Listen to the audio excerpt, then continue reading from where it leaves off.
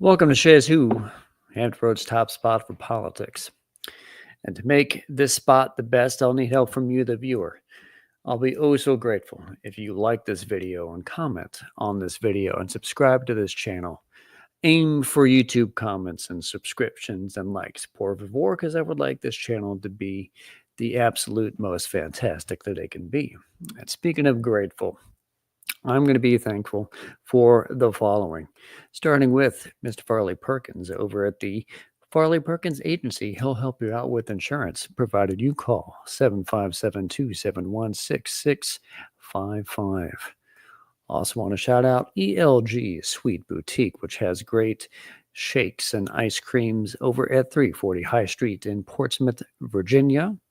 Also want to shout out Ellen's Homestyle and Barbecue Express with two great locations for Southern-based food in Portsmouth Boulevard in Portsmouth and Indian River Road across from Regent University in Virginia Beach. Can't forget Positive Vibes Incorporated, run by Mr. Seiko Varner. He'll help you with a lot of things, provided you call 757-932-0177. He also created the Hampton Roads Green Book, which is a great app for you to download to help you find great Black-owned businesses in the Hampton Roads area. And lastly, the Chronicles, a series put on by Black Swan Mindset, another division of the Shares Who channel run by Andrea Dixon Chesviner, my awesome wife, with awesome content. Look for those coming in shortly, as well as merch over at the Shares Who shop on Etsy, which will be up and running soon. Now, tonight I'm bringing back on interviews. First one out of the gate is a candidate for the House delegate seat in Virginia's 89th district. His name is Blaizen Bloom, and I love the alliteration. He's been a guest on the Beach Brothers show before, back when he was running for school board in Chesapeake, and now we're moving on up to the State House. So let me bring on Mr. Blaizen Bloom. How are you doing on this great night, sir? I'm doing well.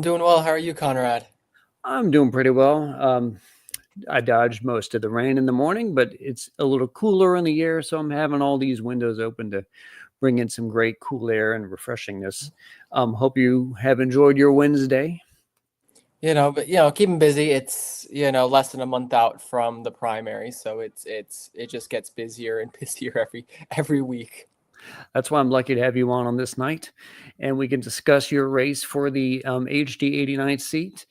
If you don't mind, let's begin with a little bit of a boilerplate softball question. So if you could tell us a little bit about the non-political version of Mr. Blaizen, tell us about you. It's hard to separate politics from it all. Very a brief introduction about myself. Again, I'm Blaizen Bloom. For those who haven't met me, yes, that is my real legal name since birth. My mother named me after the NASCAR drivers Blaze Alexander and Buckshot Jones, and she came up with those names, and then she met my father. And the alliterativeness of the Bloom coming after just was meant to be. My mother moved here 6 months after I was born, here to Hampton Roads after she graduated college. My father, shortly before I was born, got assigned here in Norfolk after he was enlisted in the Navy near the start of the War on Terror. I've lived in Hampton Roads and here in Chesapeake as far back as I can remember, and in the Deep Creek part of Chesapeake. I went to public school K through 12. I come from working class background like many in our region. A bit more about my father. He's a disabled vet. He got a bad head injury when I was in the first grade, and it took him over a decade to find a doctor who would diagnose him, much less get him on a pathway for recovery, even after he was booted out of the Navy for his disability, that they wouldn't diagnose him with what was wrong. My mother ended up being the one who raised both me and my younger brother on her one paycheck, which was never enough. And she went into more and more debt, making sure that she provided for us, that we had a roof over our head and food in the kitchen.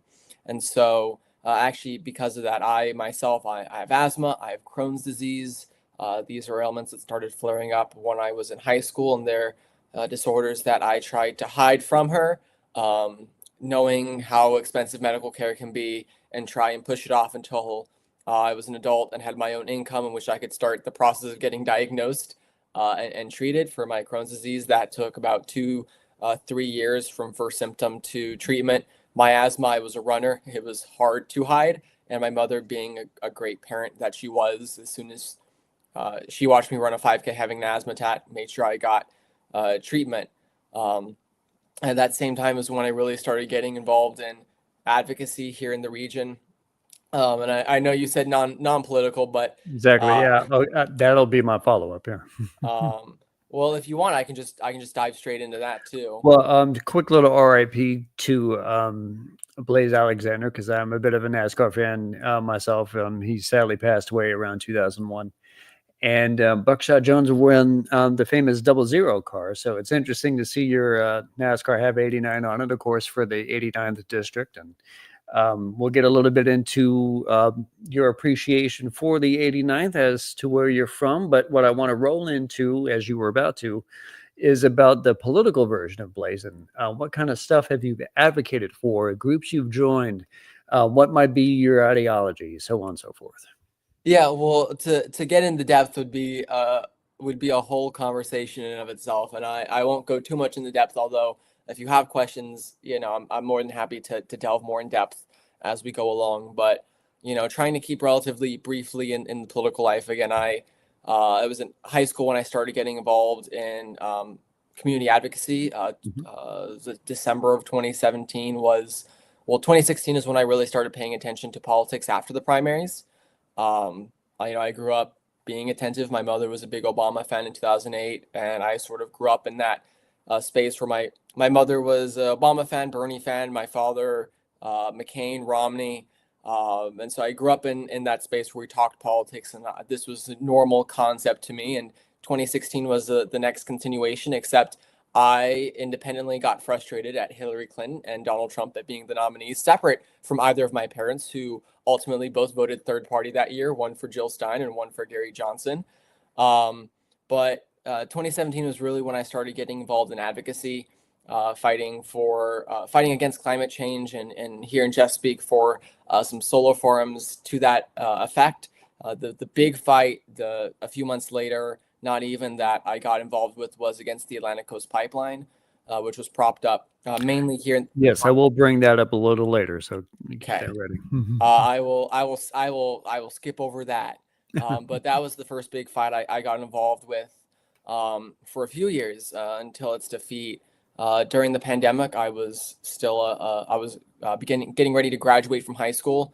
Lockdown started my second half of my junior year, and so 2020 and 2021, I spent that time advocating not only for a safe school reopening, and trying to balance science with the needs of students like myself, families like my own, teachers and staff like my grandmother and my aunt who work in the school system, but also advocating for a real mental health care in a time when many used mental health as an excuse to ignore science and to do hasty, rapid reopenings without paying due to how that might impact our own families, students, and staff, and their health and well-being, while also advocating for, in addition to real mental health care, standing up to protect our trans and queer students. As somebody who is trans and queer myself, and had my own time exploring in high school, as well as against book bans, which again were things that we saw where mental health was brought up as an excuse.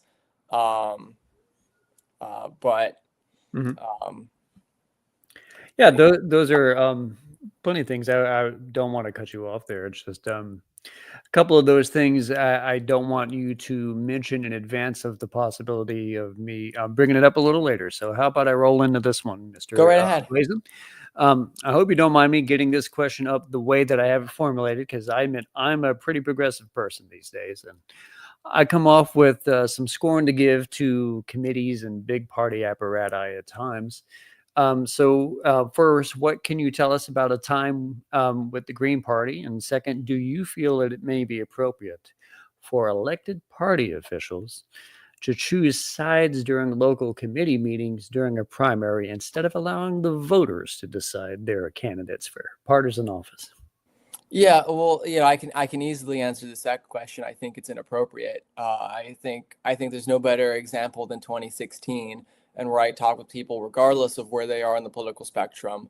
The picking of party leadership and elected officials who hold ranking positions in the party, picking sides in primaries is never good for the voters. It makes primary voters feel like they have to pick one because that is the choice, and if you're not doing that, then somehow you're, in this hyperpartisan state, this two-party system, that you're hurting your cause, and that's just, it's not true. What it does is it pushes down on who the voters actually want, and ultimately, you say what you will about Barack Obama, he is still a very popular president. Bernie Sanders is the most popular currently elected official in the country right now, and Obama would have never been president had the party really clamped down on him and backed Hillary in '08.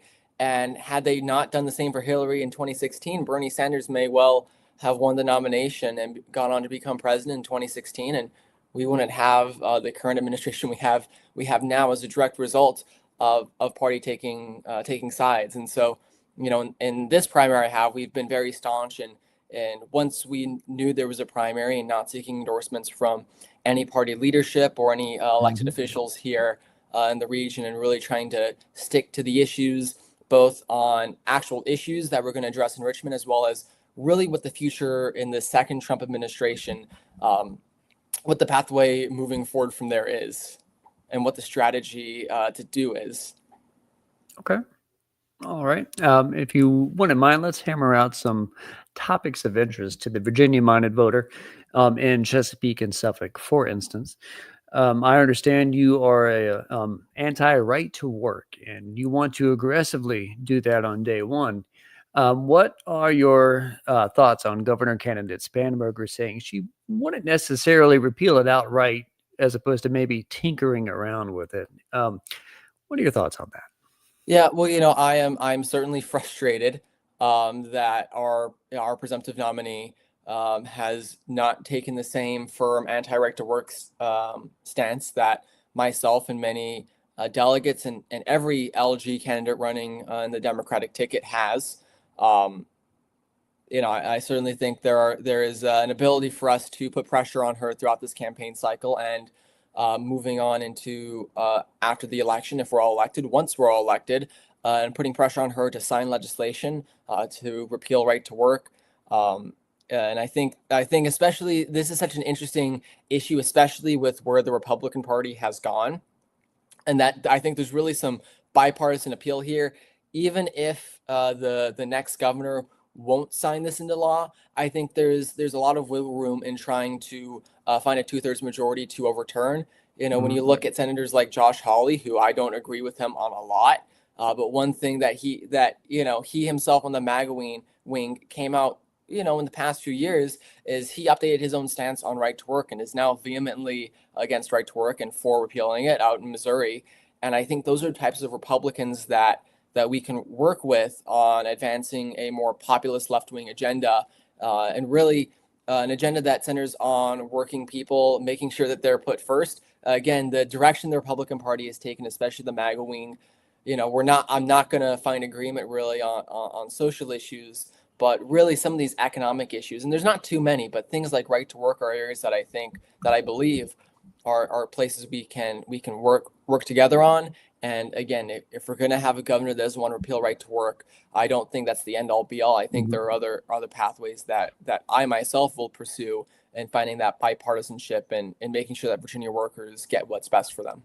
Yeah, it's good to look that you are also still going to be willing to work on the topic, even if it's not from the top down. And also, we might see in the coming days Senator Hawley out of Missouri whether or not he suddenly becomes much more of a fan of FEMA after those tornadoes went through St. Louis very recently. So you're right. A lot of those things could be coming out from the right field as opposed to the left field. It just depends on the way things go.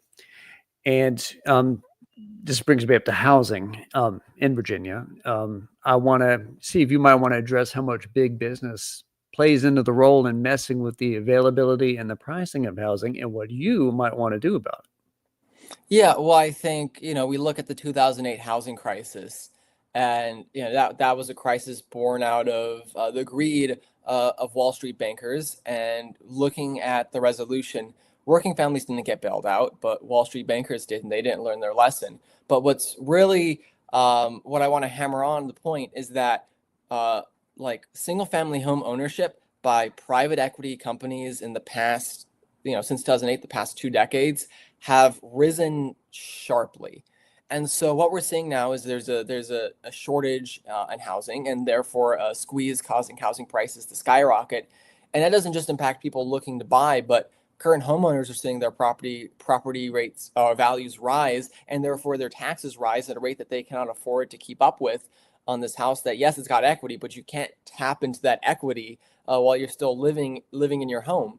And so while a lot has been done in the area of doing a bit of deregulation and really trying to narrow down and make it easier for developers to construct starter homes, single family starter homes and some higher density apartment complexes, and again trying to increase that supply. Something that I don't see spoken out as much, that is a really important issue, is really curbing the ability of private equity to own single family homes, and making sure to where we're banning that practice, so that those homes that have been bought up can be put back into the market, can go back into the hands of working class people who can't afford rents right now, or are looking to find places to buy, and yet these prices are skyrocketing. There are parts of the district here in Chesapeake that you look at housing prices even before the pandemic, 125,000. Now it's a quarter million.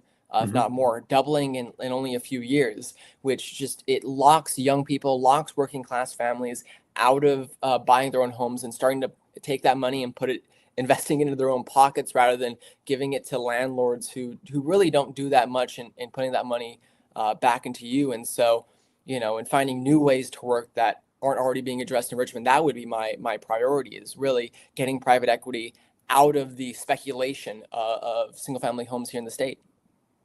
I really personally like that mindset, being the progressive that I am. Next, I want to know if you find it weird or good, maybe, that you and strong conservative Tim Anderson, also running for delegate, are relatively similar about the concept of money in politics and influence of money in politics. Do you think you might possibly share a joint bill about trying to limit money in politics? Yeah, again, I mean, I was, talking earlier, like, I don't agree that often with the MAGA wing of the Republican Party, but right to work is one area I find agreement with the likes of Senator Hawley, and money in politics is another that if Tim Anderson were to go back to being a state delegate, that I'd be more than happy to work with him on. Look, at the end of the day, it's not about trying to find people who agree with you on every issue to then work with them. It's about building those coalitions of individuals that agree with you on this one issue, and then trying to advance that and get that implemented. And again, a lot of what we're seeing in what's happening with MAGA, and again, the allure of MAGA, the Obama Bernie Trump voter, is certainly a very real voting bloc. I've met quite a few people that fit that bill, and it's part of this populist sentiment, and where people feel, working class people feel like they're being let down by our government, and that establishment politicians aren't doing enough to deliver for us. And so whether you're over here on the left or on the right, when you're anti-establishment, working for the people, at least in your own mindset, when you're working for the people, these are issues that, of course, we're going to find common ground on. And so I'd be more than happy to work with somebody like Tim Anderson in really getting money out of politics. And if he's open to it, working towards a publicly funded election structure here in the state, to make sure that, again, working class families actually have a chance to represent themselves. Indeed, and I'm projecting, because I think Virginia typically is one of the bellwether states that lets you know how the nation is shifting in terms of thought, that there might be a very big anti-Trump sentiment coming into this upcoming general election. So you might not necessarily be serving in the same state house that Tim Anderson would, because it might be very close to a supermajority of Democrats across the state. And that's where you, being in the delegate seat, pushing that along with a strong voice, might get a better chance of passing than in previous years. So I'm glad that you would want to be focusing on that. And this is where I now want to move back to the Atlantic Coast Pipeline, because you have done work on things like rallying against it. And then that makes me think, does that set you up to be willing to fight wrong-headed Democrats as much as wrong-headed Republicans when it comes to environmental issues and influence of, again, this is money in politics, but when it comes to things that are significant on a community and environmental basis, like those pipelines? Yeah, I'm always going to support what I think is right and oppose what I think is wrong. It doesn't matter who's pushing it. It's about what's best for the community. And there are people who have gotten involved in this primary who I have been on the opposing sides with on issues like the Atlantic Coast Pipeline, on issues like Dominion Energy. And so even within the zone primary, there's a bit of butting heads with those same people that I expect to continue once I go to Richmond, to continue butting heads with them. And again, really, again, my philosophy on running for office and being elected is, if you're doing good work, people are going to send you back. That's what people want, is somebody who's going to fight for what's right, for what's just, even if things don't get done, so long as they're getting helped along. Whether you're working on the right, working on the left. And so my singular goal in going to Richmond is making sure that I'm fighting for our communities and not letting corporations like Dominion pay themselves out of being regulated and pay themselves into, or bribing elected officials to persuade community members to let them run dangerous pipelines to their own backyards and next to schools and put their families at risk. I am strictly concerned with enacting policy that helps people and blocking policy that hurts people, specifically working class families. And you know what? If that blocks me out of politics, if that doesn't let me get reelected, then who cares? That public service isn't about me. It's about the communities that I'm running to represent, regardless if they vote for me, regardless if they agree with me. It's about making sure that they get the best deal possible for them and their children. I like that. I like that. Now, speaking of money and politics and things like pipelines, how about the idea of Dominion power? What are your thoughts about them and what they do in Virginia politics? Yeah, well, the simple truth about Dominion Energy is they've for decades have been paying off politicians to let them charge what they want and rake in profits. What really needs to happen is that there needs to be more competition in that space, or more regulation or something. When you're seeing Dominion Energy bringing in both record profits while also hiking the price of energy on those who cannot afford it, that is ridiculous. And we at the state legislative level have a responsibility to regulate this monopoly at the very bare minimum. And I really don't think that's as far as we can go or need to go. I think we can go further. This is a public utility that we are talking about. The transmission and generation of electricity is for the benefit of our communities across the state. And so whether that looks like the state taking control of energy transmission and putting energy generation back into the hands of workers, we're already subsidizing corporations like Dominion to construct green renewable energy. And so the fact that those investments aren't remaining in the hands of our working class families across this great commonwealth is a travesty. And so what I would really like to see happen is that we again empower workers to be in charge of the workplaces that they work in, to be in charge of where electricity is being generated, and letting them compete in what should be a free market in electrical generation, as well as in the pricing of electrical generation, as well as in their own pay and benefits, and letting consumers fight it out for which worker-owned co-op they wanna get energy through. Mhm. So, what I want to do now is move on to a little bit of rapid fire thoughts straight from the campaign page. This is where I want the viewers to look up blaizenbuckshotbloom.com/issues, the campaign page, to learn more about Mr. Blaizen here. So what I want to do is say a topic, and then you'll give me your thoughts about it. All right. So let's begin with better wages. Yeah, well, first and foremost, um, we need to continue raising the minimum wage here in Virginia. Republicans, when they were in charge, stopped the minimum wage increases. And of course, I'm going to vote to raise the minimum wage to 15 when that comes up. But I honestly think that's too low. Mhm. I'm advocating for nothing no less than $17 an hour. And even then, that is still ridiculously low. But that is a start of a conversation on really what the minimum wage needs to be, factoring in both inflation increases and productivity increases, and making sure that when we look at minimum wage that we're indexing that. And additionally, looking to abolish the sub-minimum wage. Most people hate tipping culture, Mhm. and we're getting to the point where nobody knows who does and doesn't rely on tips to make their wages. And so by doing away with the sub-minimum wage and just in the places where you're already paying a 10, 15, 20% tip, that is getting incorporated into the bill. And so now you're not worrying when you're going to the coffee shop, when you're going to your restaurant, when you're going to wherever on, am I supposed to be paying this person a tip? Just those policies that make sure that working families are getting more money in their pockets and freeing us up consumers to be worrying about spending less and less when we're out and about, just trying to make sure that we can live relatively comfortable lives. Now, I want to throw this comment up from Mr. Nicholas Holodik, better wages and something the government should control. I want to pause it right there with a little asterisk because the next thing I wanted to ask your thoughts on is lowering costs. So, what I would say to Mr. Nick is that it isn't like the ideal thing that we want the government to be mandating wages be at a certain level or not. It's that the businesses at whole, community wide, have been lowering the cost of labor beyond what it should be. And because of that, the government needs to have a corrective measure. At least that's what I would say to Mr.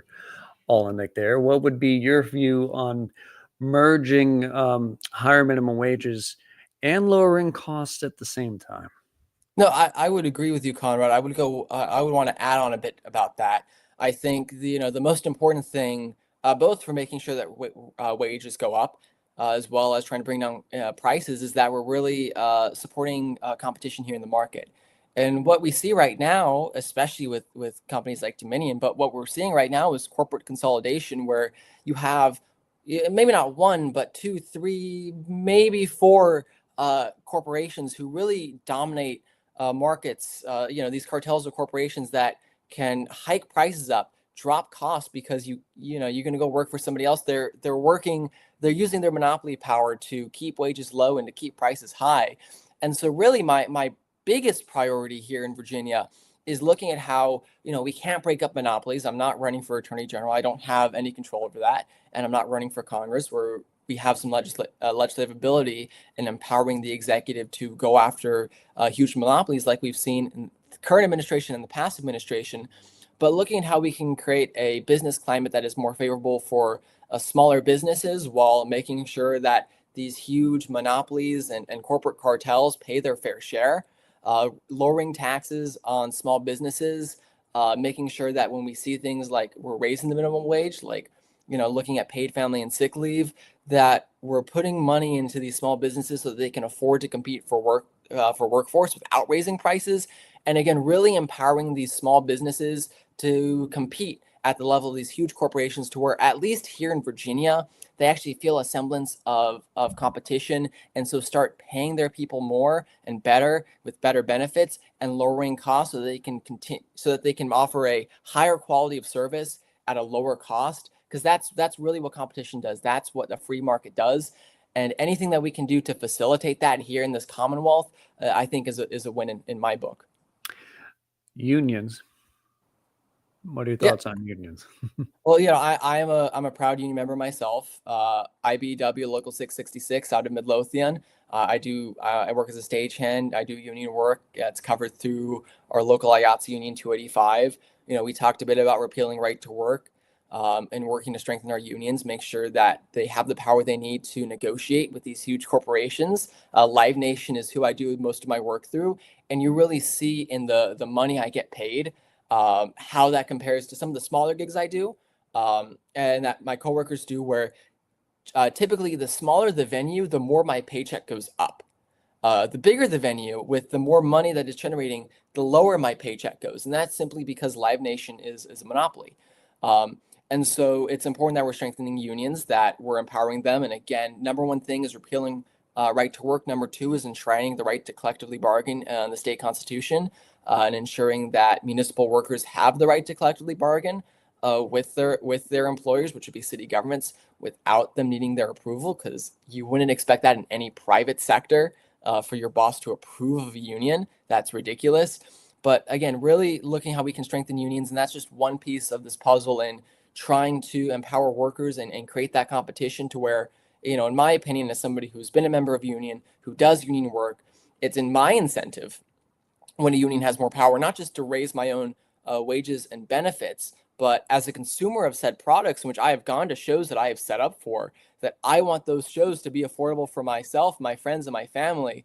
And so when unions are stronger, that's a win for everybody. Not just that workers get paid more, but that ultimately, with more power, that consumers would pay less. That is the ultimate goal of stronger unions and more workplace democracy. Crisis aid.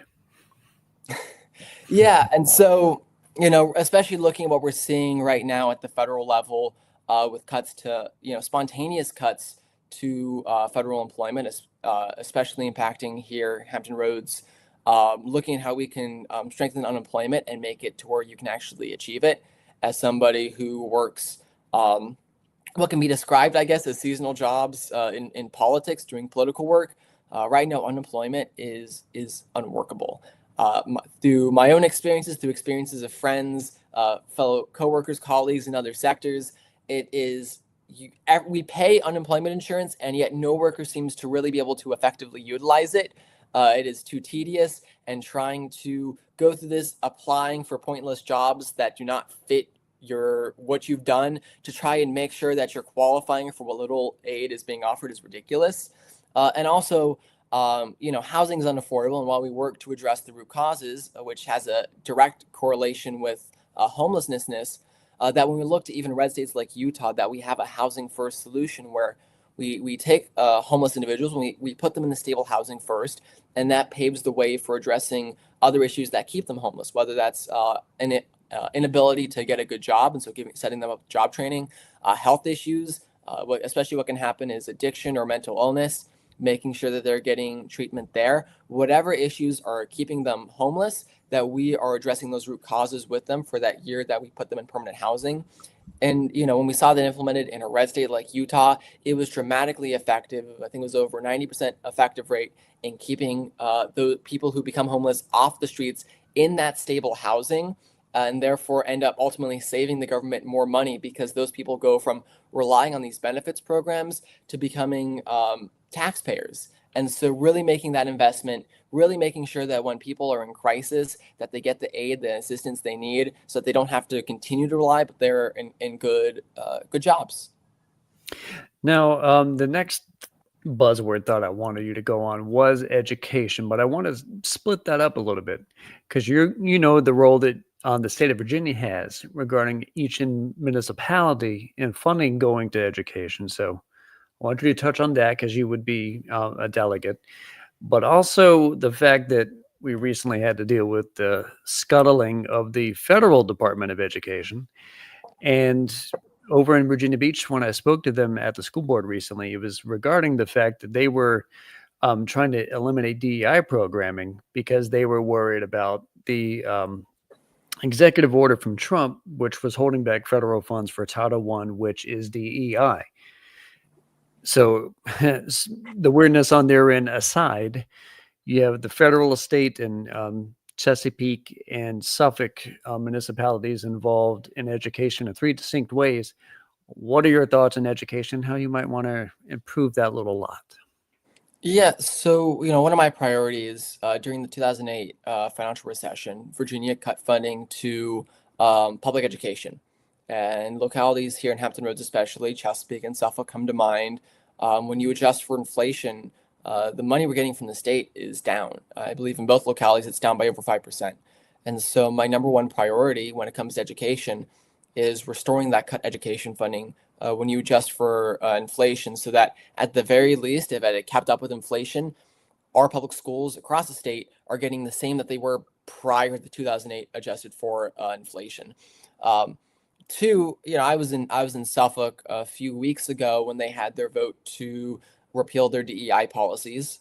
I was opposed to it. I showed up in solidarity with the local Suffolk NAACP and some other groups to show my solidarity in opposition to this move, especially while the courts are working out this problem. But whether it's in education or cuts to programs like Medicaid and SNAP, it's my personal opinion that the state needs to be finding additional revenue sources. And we do have a budget surplus, and we do have a rainy day fund, but we shouldn't feel scared and feel the need to repeal programs that help Virginians, help our students succeed, especially those who come from backgrounds that would be more prohibitive with how social injustice is in this society, that we're finding new revenue sources primarily through how looking to shift to a more progressive income tax, making sure that the wealthiest of Virginians pay their fair share, and that working class Virginians like you and myself, Conrad, get cuts to our annual taxes, because I don't pay federal, but I do pay state tax, and that we use that new revenue that's generated in addition to the current budget surplus, in addition to the current rainy day fund, that we can protect that existing education funding, as well as for programs like Medicaid and SNAP, which I know isn't the question, but I feel that is very related to the issue at hand here. Now, the education issue at hand, Mr. Nick is watching, and I want to pay off his watching with putting his questions up. What are your thoughts on school choice? Look, I don't think that public dollars should go into private educational institutions. I think public schools and the government should compete in the free market with private education. I have no desire to ban private educational institutions, but I don't think public dollars should go into supporting those institutions, but rather into making sure that public schools are stronger and better and can compete better. And again, still, with the grand idea of pushing for a stronger working and middle class that truly has that choice and isn't just driven towards, one area, public education because they can't afford private education, but that they have the financial means to truly make that choice and do what's best for their family. Now, I do want to pay Mr. Nick his props as a former candidate for the delegate seats himself, and he's a leader of the Hampton Roads Libertarians. So, because of that, I think his next question, which was actually asked before that one, you too might have a bit of a agreement on as opposed to disagreement, because progressives and libertarians seem to have a very similar mindset on the drug laws. So, regarding that, would you sign the retail cannabis bill for new tax revenue, and where would he spend the new funds? I would vote to, I would vote for recreational cannabis and for the retail. Ideally, there's a few areas that I could be amenable to seeing that money go. One is to education, one is into community improvement projects, one is into bolstering our the public defender's office. Especially if there would be one I had to pick and stick with, it would be bolstering public defender's offices and paying that reparations to what has been the war on drugs, and taking offices that have been historically underfunded and making sure that, again, working class families have effective representation, well-funded representation that matches up with prosecutors' offices. Now, this is where my own personal opinion is going to come out here, because I do kind of like the idea of it going to public defenders support, and just the general idea of reparations to begin with. But as I've always maintained, reparations shouldn't necessarily pay out from 1865 and before. It should be for things that have happened to the communities since then as well, and the drug war was a big part of that. So that does play a hand. So I'm glad that you have those similar thoughts there. So how about I roll in now to veterans? You did have a little subsect on your site about veterans. So what are your thoughts there? Yeah, well, again, my father's a disabled Navy vet, and I've seen through him firsthand how ineffective the VA is, and that comes directly from it just being historically underfunded and attacked, and therefore people who want to make decent money for the qualifications they have go elsewhere. First I want to say VMSDEP, that we protect that program, the Virginia Military Survivors Independence Education Program, that makes it to where children as well as spouses, or I think for this just children, dependents of military veterans who are killed in action or 90% rating or above disabled, my father being 100%, that we protect that program, and that we find a compromise that doesn't put higher ed at a disadvantage for having these students and yet not getting compensated for, at the very least, the cost of providing education. but two, looking at how we can expand healthcare access for our veterans here in the state. Again, the VA just doesn't do enough, and that I've said why that is, but looking how we can expand Medicaid and fund Medicaid to give veterans just another option so that they're not strictly limited to within the VA system, but they can go to other doctors within that program and get care they need. One, like my father, if you're getting denied for over a decade, a doctor who will listen to you, that you have that choice to go to a different network and get that care. Now, you have a little topic on balanced growth, and I think I'm reminded of Chesapeake was recently in the past few years in the news for wanting to bring forth some development on the southern end of it, which is traditionally known as the agricultural area of Chesapeake. So, what are your ideas on balanced growth to make sure you bring in businesses, but you also don't hurt communities and other parts that should have been kept for the environment or agriculture?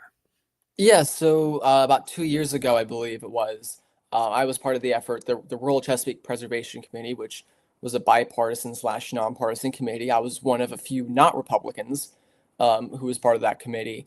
And our goal there was to establish a green line here in the city, here in Chesapeake. And this is an issue that Suffolk, especially Suffolk and Virginia Beach, but representing Suffolk and Chesapeake, have experienced in establishing a green line and trying to preserve the more rural aspects in southern Chesapeake, as well as in southern Suffolk.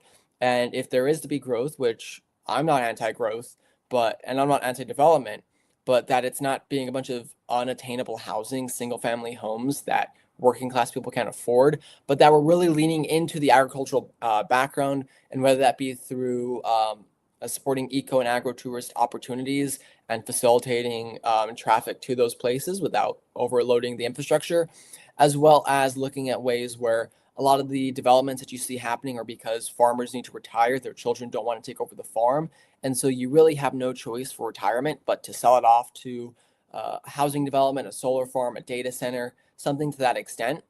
And so looking at how we can enact programs that facilitate youth who come from backgrounds that traditionally wouldn't be experienced to agriculture, and that they can get that experience. And if they're interested, if they want to go into farming, that we can help facilitate in like a lease to own program where the state helps back them up, helps them get the equipment they need and repair it, so that farmers have another choice, that there are people who want to become farmers that they can help mentor as they get ready to go into retirement, and then get paid that money from selling that farmland that becomes their retirement fund. But separate of agriculture, here in Chesapeake, places like Greenbrier and Western Branch, where our malls historically have been, although they've been dying out, Mhm. that we're really investing in building up those areas, that urban ingrowth, and that we're building up higher density, supporting small businesses and really incentivizing them to come in and building these commercial hubs. And especially here in the 89th, where we have Western Ranch and we have Chesapeake Square Mall that we're just starting now to redevelop, that again, we're looking at how we can do higher density developments to create affordable housing, create more opportunity for small business owners, create those hubs that incentivize small businesses, that we're really supporting and finding ways to incentivize the construction while making sure that communities don't get displaced, and putting more funding in the infrastructure development for the surrounding areas so that schools don't get overcrowded, that our roads don't get overjammed, that our mass transit is getting more funding to keep up and to support the influx of new people coming to these areas. How about government accessibility and transparency? Yeah, and so we've talked a bit about this when it comes to really making sure that we're getting money out of politics and working towards publicly financed elections. And I'm again still fully behind that. One thing just to build off a bit from that that I would support. We had the constitutional amendment, we have a bipartisan redistricting commission, but the fact of the matter is that commission just doesn't work. When it's bipartisan, half Democrats, half Republicans, what we saw this past redistricting cycle is they just could never agree. And so this went back to the courts that wasted taxpayer dollars to have an outcome that, with a nonpartisan committee, could have come to the same conclusion, but without wasting taxpayer dollars and going through the courts, and would have had maps drawn sooner. And so looking at how we can replace this bipartisan redistricting committee with a nonpartisan redistricting committee, where Democrats and Republicans aren't duking it out, but the experts that these judges go to, that these judges themselves, that those are the people that are making the decisions, and we cut out these politician middlemen out of this process.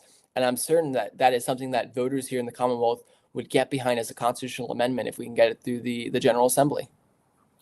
Now, that is it for the prepared thoughts and questions that I had for the night. I know Mr. Nick has a decent amount more. I don't want to ask too many more because I am actually going to encourage Mr. Bloom to go out to one of the libertarian socials. Perhaps you'll be able to ask them direct because they do represent the entirety of the 757. So Chesapeake and Suffolk will be, they would love to have you out. They've had me out all the time. So great conversations can be had, and you might be able to follow up on some of those things before June 17th, when the primary date is. So I encourage all the viewers to look that up. Look up Mr. Blaizen Bloom. And before we go, by the way, Nick provided a date, Saturday the 31st. So maybe keep that in mind and just say hey to the crowd and give a little some speech.